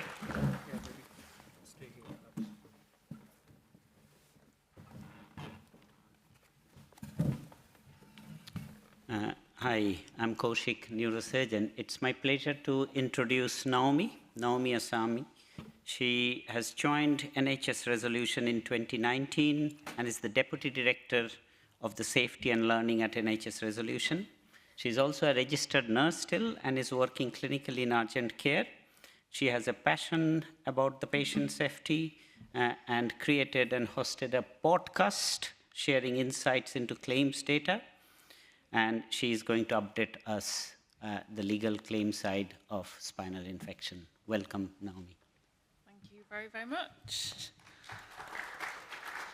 Hello, everybody. I'm delighted to be here today. I'm going to give you, over the next 20-25 minutes, a little bit of an overview of the work of NHS Resolution, specifically the work of the Safety and Learning team, and I'm going to share with you some insights into claims that we thematically analysed that concern the delay in diagnosis of spinal infection. So, for those of you who aren't aware of NHS Resolution is an arm's length body of the Department of Health and Social Care. We were formerly known as the NHS Litigation Authority, but we changed our profile, if that for want of a better word, in 2017 to better reflect the broader offer that we give to the healthcare system outside of managing claims for clinical negligence. I don't know if you're aware of how many claims for clinical negligence NHS Resolution manages on an annual basis, but it's around 11,000. The total cost of harm is currently estimated as being £4.5 billion. So you can see very clearly there from that value that I quoted, the need to learn from claims and drive improvements across the NHS in England. We deliver a number of indemnity schemes. We offer the clinical negligence scheme for trust, which might be most pertinent to you guys in the audience today. We also operate a liabilities and third-party scheme, which is a scheme that covers the types of injuries that might occur on hospital grounds, such as slips, trips and falls, etc. And since 2019, we have also delivered the clinical negligence scheme for general practice. I will briefly refer back to that later in my presentation. So the slide here just gives you an overview of the types of service, the 4 core services that NHS Resolution delivers. As you could imagine, our claims management function is the biggest function, given the claims that we manage. We also have our practitioner performance advice function, which some of you may be familiar with. They provide independent advice regarding the management of concerns around doctors, dentists and pharmacists, and it's just those 3 professions due to our, the law around that provided to us by the Department of Health. We also have our primary care appeal section, who are quite small. They manage contracting disputes, so around building disputes, etc. And then most importantly to me, our safety and learning team. So our safety and learning team supports members of our schemes to understand the themes that exist within claims and use that understanding to drive improvement within the provision of care across the NHS. I've added this slide in here that just gives an outline of the 4 pillars of our current strategy. That will be changing in about 8 weeks' time. It is going to be an evolution, not a revolution, of the strategy. The key ones pertinent to the work of safety and learning are around sharing data and insights as a catalyst for improvement, and then collaborating to improve maternity and neonatal outcomes. For those of you who might not be aware of the sort of types of speciality that dominate in terms of value and volume of claims, maternity often, they compete. Maternity and emergency medicine tend to compete for top place, but then second and third tends to be orthopaedic surgery, followed by general surgery. So a little bit more about the safety and learning team. We are located regionally across England. We are made up of a diverse group of clinicians. As you've already heard, I'm a nurse. We have mental health nurse, paediatric nurse, physio, podiatrist. We have medical advisors with backgrounds in emergency medicine and general practice. But if you're interested to get to know your regional safety and learning lead, just come and find me at the end of the session and I can share their contact details with you. There is a range of things that we do to support learning from claims, to learn from harm and driving improvement, like speaking at events like today, publishing thematic reviews, and publishing podcasts that's already been referenced. So I'm going to spend the next few minutes now talking about that thematic of analysis of claims concerning a delay in the diagnosis of spinal infection. We undertook this analysis about 3 years ago with support from Pradeep Thumakat from Sheffield Teaching Hospitals and also Lisa Granfield as well. So the key 2 aims of our analysis was to determine the value and volume of claims that concern a delay in the diagnosis of spinal infection, and also look at the themes that exist within them. So the letters of claim that we examine to elicit the themes are often very, very detailed in terms of giving an outline of the patient history, their medication history, and the pathway that they have experienced right from the initial presentation, possibly to general practice, as we will see later in the presentation, right the way through ED and then on to specialist care. We have a claims management system at NHS Resolution where we store all our documents regarding the management of a claim. We have the search capability to be able to look for key terms. The terms listed there are what we looked at within our claims management system to identify the relevant claims.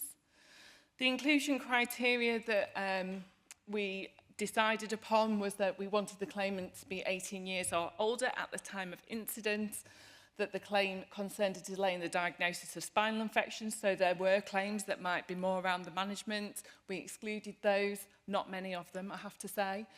The claim related to care provided within a hospital setting specifically, and also that we had adequate information to be able to undertake that thematic analysis. Sometimes claims don't hold a huge amount of information. So we undertook our data extraction at the beginning of January 2022. We looked at claims that were notified to NHS Resolution between 2009 and 2019. Some of you may be aware that there is a significant time lag associated with claims data. So a claimant has 3 years to bring a claim from the point that they realise they have suffered harm.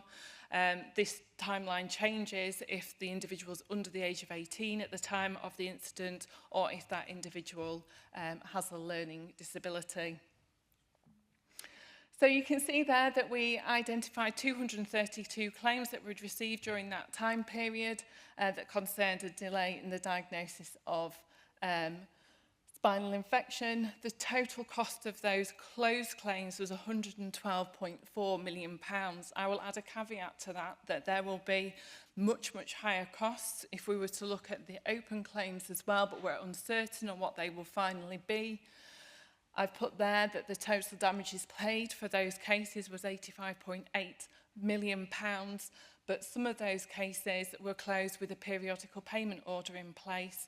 So where a periodical payment order is in place, the claimant will receive ongoing payments on a prescribed amount of time to further supplement living costs, etc. So whilst the costs, I mean, they're staggering, aren't they? £112 million. I'll give you a warning shot, that's going to get higher by the end of the presentation. So, very similar to some of the evidence that we've already seen here, we looked specifically at the 85 claimants who had had damages paid regarding their case. So when I'm referring to these cases, just remember that 85 claimants here.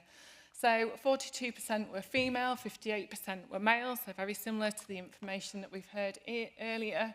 You can see that the age range of the claimants there, so greatest age range 50 to 59, but look, 18 to 29, 5 claimants, 70 to 89, 5 claimants. So interesting there that there's some difference into what we might think is the expected age range for an individual to experience spinal infection. Again, similar to the data that's been presented earlier, you can see there that thoracic spine was the part of the spine where we could see the infection predominantly affected, followed by lumbar spine and cervical spine. So when we looked at the letters of claim and where there was incident reviews as well, we looked at those. We use a qualitative methodology similar to that of Braun and Clark, where you familiarise yourself with the data, chart it accordingly, refamiliarise, etc. And we started to observe certain things within the letters of claim which were held. So one of the things that we observed that in that 85 patients, claimants who had had damages paid out for their claim, 29% had a recent history of illness or infection. So whether that was tonsillitis, for example, that seemed to appear a few times, UTI, etc. We observed that. 24%, I found this really quite interesting, 24% had undergone an invasive procedure in the preceding 6 months to them being diagnosed with a spinal infection. Examples of invasive procedure that we saw were things like change of pacemaker wires, catheter change, etc. Of the cohort, that 85 cohort, 8% had developed a spinal infection following a discectomy, and 7% had a history of intravenous drug use. So we had a look at we analysed the symptoms that we saw within the letters of claim. So 79% presented with severe back pain, 55% with pyrexia, and 19% with altered bladder or bowel function. We also observed that in 67% of the cases, there was a clearly uptrending CRP documented within the letters of claim. We spotted that where the claimant had reported both severe spinal pain, there was also an uptrending CRP in 65%. And in 52% of cases, we observed that there was severe spinal pain and fever. And then in nearly half of the cases, there was that triad there of severe spinal pain, fever, and an uptrending CRP. So the claims that we looked at in this analysis were claims that fell under our clinical negligence scheme for trusts. I think if we were to now go look at our clinical negligence scheme for general practice, we will see far more claims as that claimant book begins to develop some maturity. So of that 85 that attended, that were successful in being awarded damages for a claim, 76% had attended primary care at some point with symptoms concerning a spinal infection. 51 of that 76% presented 2 or more times. 33 were referred to ED. Only 7 had a working diagnosis or differential diagnosis of spinal infection. When we looked at the details that behind the claims, we could see that there were over 99 different working diagnoses or differential diagnoses that had been applied, for want of a better word, to the individual. The top 3 were musculoskeletal disorder or pneumonia or UTI. We also observed within the data the attendance at ED. So 87% of that 85 did attend ED at some point in the course of their illness. We observed as well that 73% would present 2 or more times to ED with their symptoms but discharge back home. And in only 8% of cases was spinal infection considered by the ED team. Interestingly, in nearly half of the claimants that we reviewed, they had attended both primary care and ED in excess of 4 times with symptoms relating to spinal infection.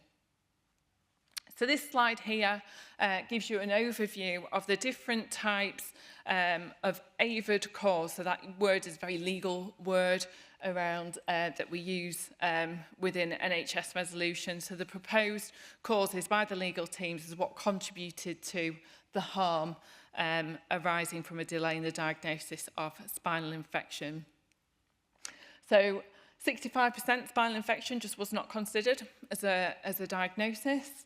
Red flag symptoms were present, but they just weren't considered. There might have been a delay in imaging. The claimant was not referred on to a specialist team, despite maybe a spinal infection being suspected. Imaging might have been misinterpreted. There was a delay in performing the appropriate blood test to allow the diagnosis to be made. Neuro exams may have been undertaken, but were incomplete in nature. And then we also saw that there was a lack of frequency around neuro assessment as well, where there was an indication, particularly that neurology was deteriorating. Blood results not being acted upon and key findings not communicated all multiple factors that contribute to the delay in the diagnosis of spinal infection. The challenge that I find as a nurse and as a patient safety specialist with the legal framework is that it's very reductionist. It focuses on individual failure rather than thinking about the system, the complex socio-technical system that we all work with within the NHS. And I think if we were to consider the factors here on this screen from that complex socio-economical perspective, build them into a SEEPS model, we would see that there are multiple things that can be done to support improvements in the early diagnosis of spinal infection. In preparation for today, we did a further data extraction. We haven't done the in-depth analysis. That takes quite a lot of time. So we did this just before Christmas. We identified a further 105 claims that concern a delay in the diagnosis of spinal infection where they were closed. The total value of those was £11 million. So if we think about one of the first slides that I showed to you and this slide here, the costs from a medico-legal perspective associated with delays in the diagnosis of spinal infection is tipping towards £125 million. There is significant human harm as well associated with this that we cannot lose sight of. To patients, to families, but also to staff. It's really challenging to be involved in a claim for clinical negligence, and it's a lengthy process. The average time to manage a claim from the time from the claim being brought to the time being closed is around 4 years. So that's a long time to be subjected to that. I'm not going to use the word litigation because we don't tend to litigate claims, but that claims process is huge. So really a huge call to action to everyone here today to use that insight from claim to drive an improvement and thinking about that opportunity that exists to create some national standardised guidance on the early recognition and management of spinal infection and perhaps to use that medico-legal burden as the lever to drive that change. Thank you.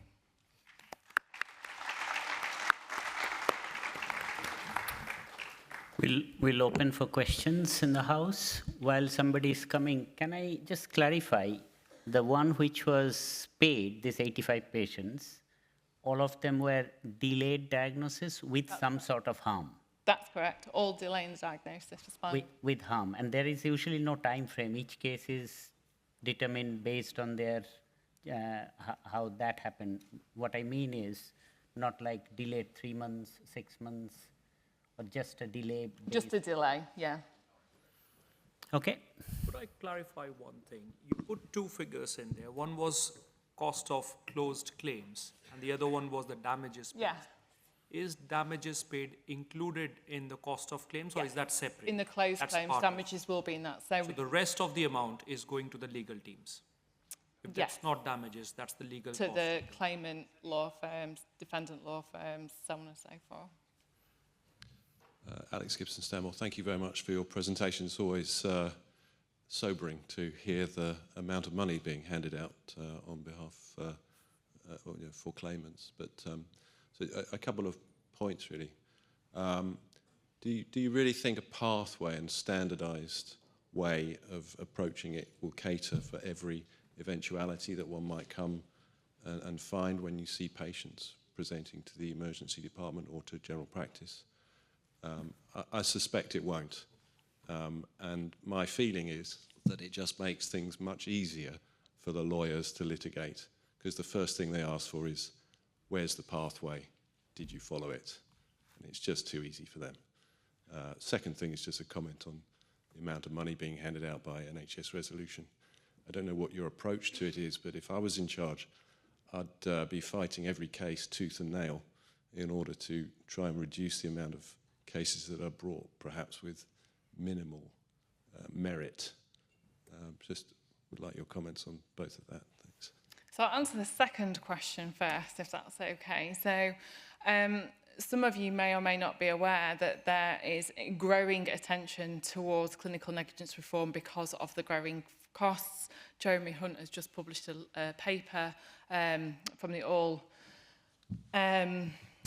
parliamentary party group to bring up that need to reduce the costs associated with claims. From a NHS resolution perspective, to help drive down those costs, we make a commitment to keep claims out of the court process wherever possible, so to avoid litigation, because the minute a claim goes into the courts, the costs escalate.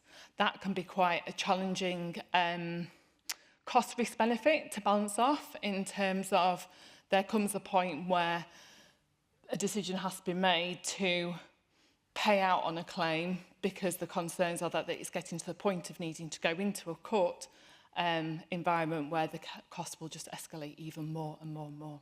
No, I appreciate that, and it's always it's a mathematical decision rather than what is right and who did something right and who did something wrong. And that's very difficult. The MPs could slash the cost of litigation tomorrow if they wanted to by just saying that the costs will be based on NHS care rather than private care, which is what it's done at the moment. But they don't want to do that because it put all their lawyer mates out of work.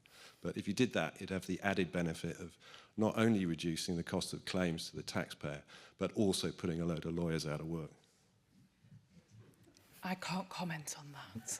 So just to answer your first question, so yeah, no, I agree. There's never going to be any pathway which is 100% foolproof, and we've got that with all the pathways which are already out there. But I think one of the things with infection is there's no, everybody's doing something slightly different. I'm not even talking about surgically. I'm talking about medics and GPs, etc. The delay to diagnosis is one of the biggest issues we seem to have in terms of causing harm. And so even if we can put it out there that this is a problem, do this, and then even if they're doing cultures early on, then we might be able to do specific targeted therapy, because at the moment, half the time they don't get cultures, blah, blah, blah. I think the other thing is your argument about the pathways, where you're already tasked about that. So if you have somebody claiming against you, they'll already ask about your local pathway, and if you don't have one, then that goes slightly against you. I'm not saying it'll be the cause for the success of the claim, but they will already ask you what was your pathway and did you follow it. So having a national pathway, a bit like the Court Aquina thing, it just makes a little bit of a standard. It won't be, I don't think it can be prescriptive in this, so to detail, granular detail, but just giving an overview, these are the sort of things to think about would probably be helpful. The problem is, to be on the pathway, you've got to have made a diagnosis. You've already said that the biggest problem is recognising infection as a cause of spinal complaints, right?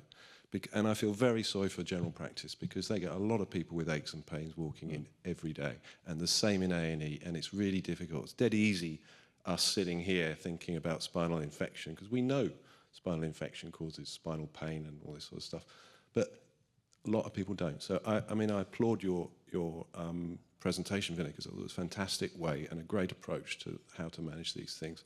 But the problem is that people on the ground who are not in the specialist field don't even think about infection as a cause of acute spinal pain. Yeah, I agree. That's the problem. So it's education, not of us, but of the wider medical, nursing, physiotherapy community. Hi there, I'm Ashish. I'm one of the Spine Fellows. Thank you for the presentation. I have two questions. Number one, you said infrequent neuroassessment was 13%. So can you define what infrequent neuroassessment is? Can you give us a time scale for that? I can't give you a time scale, but it would be like a neuroassessment would be done, the patient would be admitted, a neuroassessment would be done on admission, but then there wouldn't be another assessment done for 2 or 3 days. And meanwhile, that patient's describing worsening symptoms whilst being an inpatient. And for the delay in blood tests, again, how frequent, what is considered a delay in blood test? So that was just a list, an AVID negligence listed within the letter of claim. It didn't define a time frame, so I can't tell you that, I'm afraid. Thank you.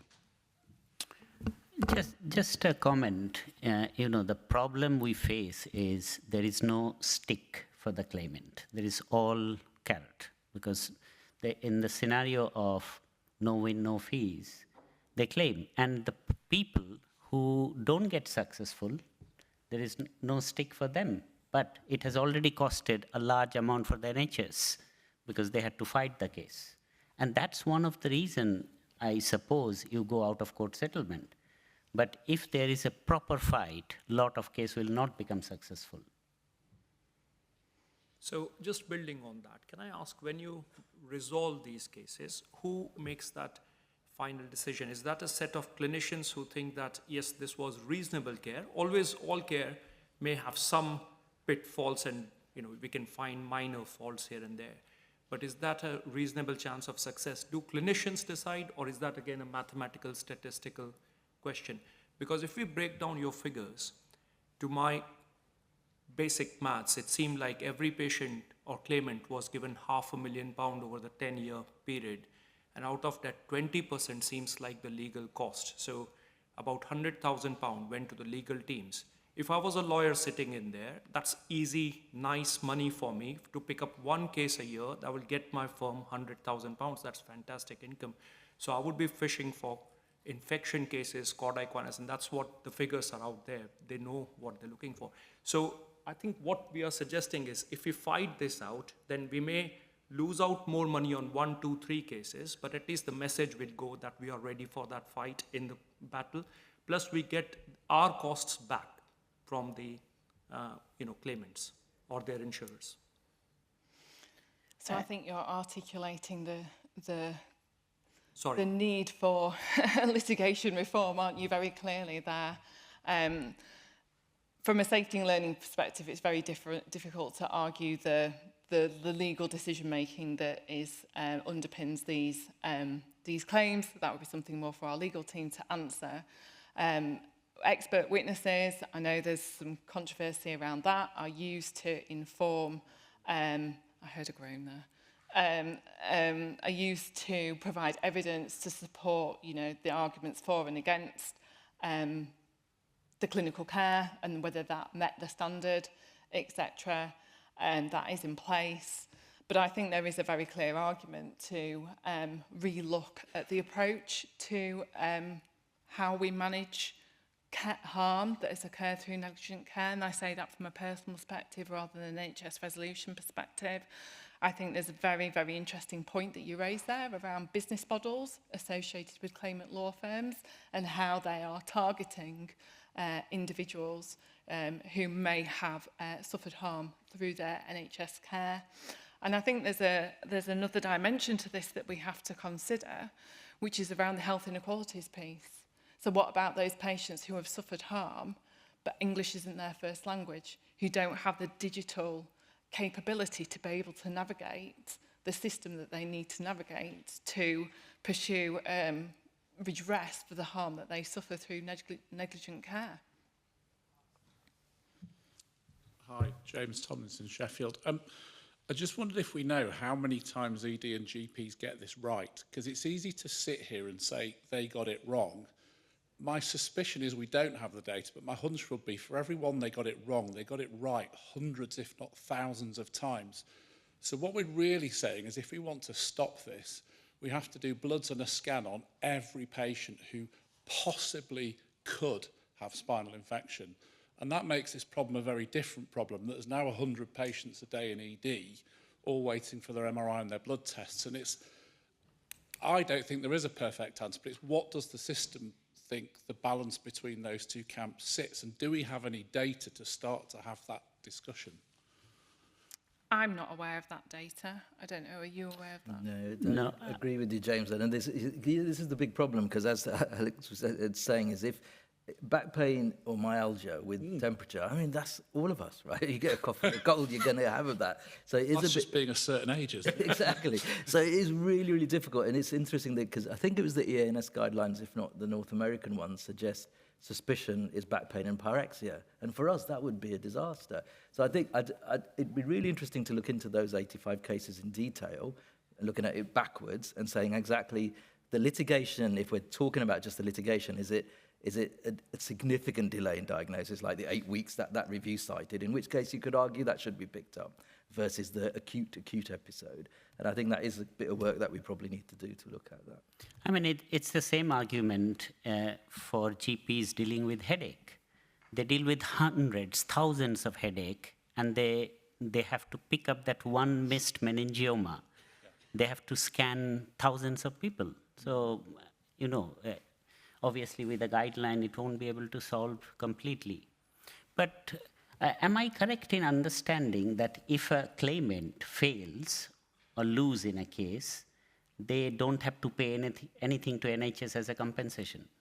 The claimant doesn't have to pay. Yeah.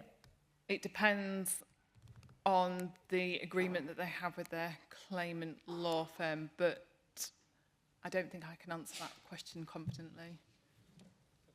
Alec? Yeah. Yes, I mean, that is my understanding. So NHS still loses. I'm Surendra Bandi. I'm one of the consultants in spinal injuries from Salisbury. So listening to all the views and comments, I had some thoughts and maybe a couple of questions. Do you have the data on trends, how over the last 10 years, the kind of amount of claims, what is the trend, do we know? Now it is 125, you said. So, do you mean for claims generally or for the spinal infection specifically? Yeah, maybe spinal infections, cardiac vena. I can look back at the data and tell you that outside of this discussion now, no problem at all regarding spinal infection. In terms of the claims book as a whole, it remains pretty stable. It doesn't really change at all. There's a slight peak around 2019 when you look in our annual report and accounts, but that's due to the new scheme, the clinical negligence scheme for general practice, but it is broadly very stable. Yeah, that's very helpful. So now that brings me to the thought, will we ever be able to find a complete solution for this? So the reason why I'm saying this is, so colleagues talked about the GPs, how burdened they are. They have 10 minutes and they need to deal with so many things. And suspecting a patient with spinal infection means they need to pick up the phone, call the on-call orthopedic registrar, spend 10 minutes, 20, maybe sometimes a few hours to refer the patient. So that is a huge burden over them. And considering if you actually look into imagine an ideal situation where we are going to get these claims to zero. So what does it look like? So what is the kind of, what does it mean in terms of GP's time, A&E time, the kind of investigations that are required to get these claims to zero? So, and what will be the cost of that time in relation to the cost of claims? So just another way of looking at it. So are these costs less than the cost of all those things which you put in place to get the claims to zero? So obviously human suffering, we cannot compensate for that. But when I speak with my managers, so I say these are the things that need to be in place to make the patient care safe. They ask me, what is the risk we are going to take? So let's take this risk because the costs are more to put the safety measures in place. So yeah, just a few of my thoughts. Thank you. I think it's an interesting concept, but we are running short of time. We'll probably allow 2 very short questions, if that's okay. People can grab me after if they want. Apologies, James Kasha, East Kent. Try not to waste too much time. Wearing both 2 hats, one as a clinician and one as a recently become reviewer. And my medical colleagues have, over the last 5-10 years, have every year I've seen an increase in referrals for infections. They are thinking of it, the physicians, looking for it when there is, and they're getting better. It still can be difficult in a department. It's driving our MRI department bonkers, and we have issues getting. GPs can't get MRI scans. They have to go through a very lengthy back pain pathway, and then we get a few picked up by our physios who vet everybody, etc. So there are delays because we have a system designed not to flood the back pain system. and the spine surgical department. So we have issues.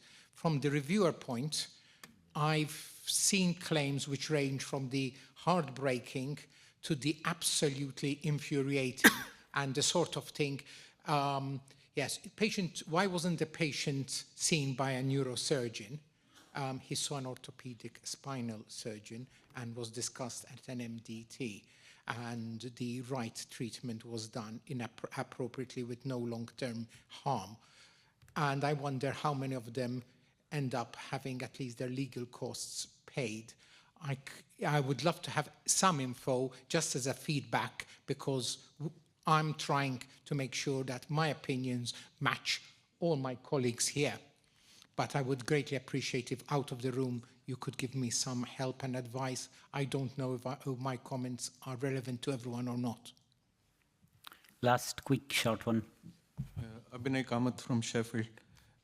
We have got prevalence of chronic mechanical low back pain in the community. So quite a lot of people have low back pain. So they come to the GP when they have a temperature, pyrexia. You do the blood, CRP will be raised.